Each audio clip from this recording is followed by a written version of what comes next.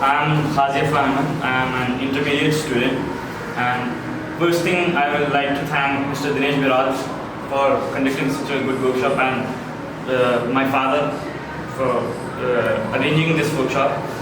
So the best thing about this workshop which I liked was the practical part which we did, in which we tried to discover ourselves instead of we tried to discover the solution in ourselves instead of finding in environment and surroundings.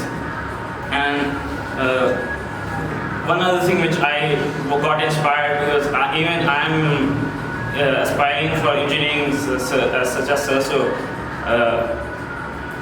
I'm sure that I can start my own business at a very low. Like I was not sure, and I was a bit afraid of starting my own businesses, and so. But I am now. I overcame my fears. So now I will be starting my own business really soon. Wonderful, wonderful. Wish you all this.